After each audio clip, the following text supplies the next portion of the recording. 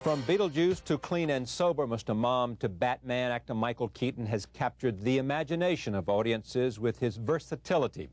He began as a stand-up comedian before his first big break in Ron Howard's Night Shift. After the phenomenal success of the first two Batman films, Keaton surprised many by electing not to star in Batman Forever. He continues to challenge his craft and explore his talents in his current film, Multiplicity. He takes on 4 roles at once as a man who clones himself to manage his busy life. What a good idea. I'm pleased to have Michael Keaton here. Welcome back. Thank you very much. This is the first time you've been on this show, but yeah. You and I once sat down and did a conversation that was fun for me. It was a lot of fun, yeah. And this is more fun. I feel better. You like this sort of environment? Yes. The other environment was sitting next to your pool in the back of your palatial mansion in Hollywood. Now I'm in a palatial studio. Yeah, now you're in a palatial studio. I want to just talk about the film first and then about other things. Sure. Where does the idea come from? Why did you want to do this? What appealed to you? It's about a man who is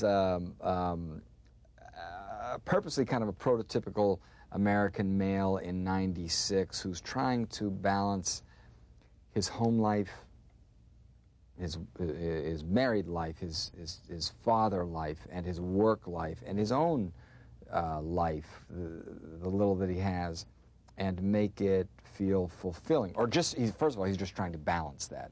And he's on a job, he's in the construction business, and he meets a man who turns out to be a scientist, more specifically, a geneticist, who makes this offer. How would you like to be cloned, essentially? He doesn't think this is a great idea. He goes home. He has a horribly hectic day. He and his wife have a huge fight. He thinks to himself, I've got to do something. He clones himself. He thinks that'll work. It kind of works for a while, but he thinks, you know, one more guy would do it, kind of balance things out. Then those 2 clones go and clone another, and it becomes a very farcical comedy, very funny comedy, in the hands of Harold Ramis. Yeah, and the comedy written by you and by Harold and by everybody else. Why is it that these things take so many hands to get right? Great question. I don't really know that I have a great answer, because they always seem to do 80% of the time, and I personally think the scripts get handed around too many times, because very often you'll see a script that's pretty good, and it will be rewritten and then given to another writer or another set of writer, and it loses its way. Comedies tend to be a little different because I'm not sure I know why comedies tend to be different, but every one I've worked on, I've always rewritten, either physically sat down or improvised my way through, which is a form of writing, and very often, though, it's too much. It takes a lot of people and a lot of minds. You know, Harold had a take on it, the writers had a take on it. I think Harold was trying to not offend anyone, and maybe he could have shortened the process by saying, no, I want it to be like this, I'm going to take it and write it. And he was also open to me to sit in an office and rewrite it, but it took a while to get it to where we wanted it. I think it's that. Let me tell you what I think. Okay. This is my turn. Okay. I think that evidently making movies must be really, really hard. Yes, it is. You know? Making good movies is even harder. Movies is hard. And everybody just, God, it's not quite right. Let's try something else here. Yes. Because it, you know. Yeah, because there are so many intangible things, you know. I've read scripts and looked at the movie and said, that was a good script. I don't know what happened. Or you've read scripts and you've seen the movie and you say, that script was never as good as that movie. Yeah. And people don't realize, look, I'm as critical as maybe most, and probably not because I've done it, so I know how difficult it is, but it's very, very difficult to make a really good movie. It just is. How many good movies have you made? I think really good movies. Really good movies, maybe 4, maybe 5. I mean, I've made good movies, and I've made some really good movies, and I've made some movies.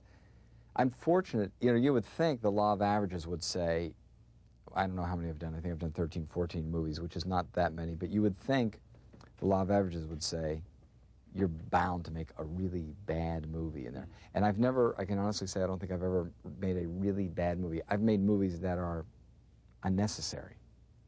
They just are unnecessary. They don't have to exist. What comes to mind? A movie called The Squeeze. There was no real reason for that movie to exist. Yeah, well, There was no real reason for that movie to exist. And then there are very many movies that are disappointing, you know, that don't quite come up. And on that list, is Batman on that list?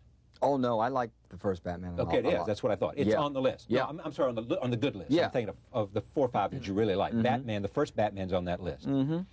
Clean and Sober's on that list? Yes. Okay, that's 2. Pacific Heights on that list? These are the ones you really like. Yeah, I liked it. I didn't, yeah. The Paper? Yes, I think thought the Paper's so. very See, good. those 3, I didn't. Yeah. Beetlejuice is on that list? Beetlejuice, The Paper, Batman, Clean and Sober. Those are 4. And Much Ado About Nothing. And Much Ado About Nothing. Yeah. 5 films. Yeah, and there are others really that I like. Not you didn't like the others, but those 5 you really like. Yeah. Yeah, and I like Night Shift a lot. That was like the first one. Yeah, that's the first one I've ever done. And this one, you're here to sell it, but, I mean, do you like it?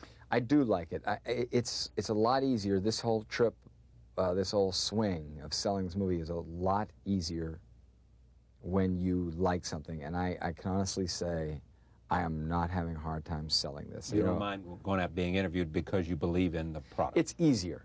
It's a whole lot easier. It's a whole lot easier to do. You could do it otherwise. It's tough, yeah. It's tough to do when you think you're really kind of talking somebody into spending $8 and actually going through the process of getting the kids in the car and going down there. I feel a little guilty sometimes about asking them to go out and do it.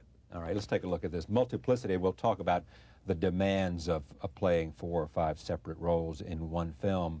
4 characters the same, but at the same time different personalities and different mindsets. Here it is. Take a look. This is the trailer. By a miracle of modern science, I just need a little time for myself. Doug Kinney is about to get the one thing he needs more of. Doug, your clone. Himself. So, what do I feed it? Now, Turn the tubers, we're gonna get a lot of stuff done. We're gonna kick some ass. We're gonna be awesome. there are 2 Dougs to go around. I'll get the dishes, now drive the kids to school. Thanks.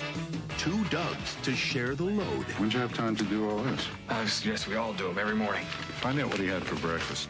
But it's still not enough Dougs I hate to ask you, honey, but could you pick up the kids? to get the job done. 2. Liking to meet 3. Hi, how are you? Are you nuts? 3 people Meeting started yet? Well, you're already in the meeting. sharing the life of one man. Did you see me in the meeting? Differences are developing. What are you doing? I'm having a smoke. What's it look like? Personalities are emerging. I fold once, and then tuck, tuck, fold, TTF. And no air goes in there because what? Air's our enemy, isn't it? And their problems are beginning to multiply. Doug, I'd like you to meet 4. Where did he come from? We made a copy from 2. And you know how sometimes you make a copy of a copy, it's not quite as sharp as, well, the original. This summer, it's every Doug for himself. Jeez Louise, how many of you are there? Is he safe with that razor? We take the blade out. It's cute, I think. From Michael Keaton, Nobody has sex with my wife but me. Andy McDowell, Doug. When that woman wants something, Doug, there is no stopping her. Woman, she's too strong for me. Multiplicity, Hey, Rain Man, run back in there and floss yourself, buddy, all right? Yeah, It promises entertainment. it promises entertainment. How do you do that? I mean, everybody in America knows but me to put 3... Boy, are you wrong. I don't even know how you do it. Wrong again, Mr. Rose. That's right. I don't even know how You don't know how they did it. I know basically how you do it, and you have to trust me when I tell you you don't want to take up too much time discussing it because Okay. it's pretty boring. But Okay. I didn't even I do want to trust know you. exactly Yeah. how you do it. But I can give you an example of, I mean, we Because can, you're in the same picture. yes, I can roughly explain to you what it was like to do it, and maybe you'll get some sort of sense of how it's done. It's Well, done. maybe we shouldn't even talk about it because it's really not very interesting. I mean, what makes you great as a guest is if the question has a boring answer, you just say, dismiss the question. Let's not go that route, right? Yeah, usually I Okay, do. when I hit one good. Well, I told you earlier. Yeah, that's right. And how's this for 2? Was it any more difficult for you to play all these characters with different personalities, even though the same face Yes. in one film. Yes, it was. So you had to remember all times who you were, even though you had a little script there that you were improvising at the last moment. Yeah, because I'm sure you've had other actors on who've talked about the arc of their character. Yeah, I have. Yes, many times. So you quadruple that. Yeah. But not what's only, my motivation, too? Yes, but not only do you quadruple that, you, how do I say this? If you know, because motion pictures are shot out of sequence for the most part, I would have days where I may be playing the first clone or two at a point where he had been in existence for, let's say, 2.5 weeks. So I had to check his dial to see about where he was, and then I'd have to turn around and play 4, who maybe it was his first day, and so you had to check his dial, and then 3, and maybe Doug, or maybe it's just 2. So you're constantly adjusting dials. How do you check the dial? Well, you have. Do you look at the rushes or what? I mean, yes, you continue to check in on everybody and see if they're about where you want them to be. Because, and another thing I did was in my dressing room, I had charts and a graph. I had charts marked off for in color codes about where the key scenes were, where each character was about at his most essential. You know, where you kind of had the resin of each of the guys, you know, and then I would have a place I could go glance and say, right, here's the date, here's the scene. The graph says number 2 is right about at his peak, or you know, whatever, and it really helped me to get just a quick glance. I don't know if that makes any sense. No, I get it. I think. Yeah, yeah, I think. Yeah. It's kind of hard to explain, but. Would you rather do comedy? On certain days, yeah. On certain days, I like the challenge, and I like to see how good I can get at it, because it can be really, really difficult to do well. And so I like the challenge. And sometimes it's just plain fun. Yeah. It's just simple. Just go out and be funny. Yeah. I just like it. And especially if you've got people that you can collaborate with well. Yeah. Like Ramis, I assume. Yes, very well. Where you hit somebody that has the same sense of humor. Yes. Or the same sort of sensibilities. Sensibilities is the word I was looking for. He is, I can help you out here. Okay, so good. You call me. You know, if you have other guests, I want on telephone. Yeah. Michael, I'm looking for a word that is kind of... Yeah, okay, I'll do it. I'll have you here in the speakerphone. All right. You know? All righty. and so or actually plugged into my ear, and so you'd be listening to the interview out in California. You know what I always thought? You know what I always thought was a good idea? What? You know when you lose your train of thought and you want to talk and you say, wait a minute, what was I just saying? What was I just thinking? I always thought there should be an 800 number you could call. And say, where was I? Where was I? And the guy says, well, give me the area. You say, well, it was about steam trains and everything. He said, oh, you wanted to say this. You go, that's it. Thank you. That's it, yeah. 95 cents.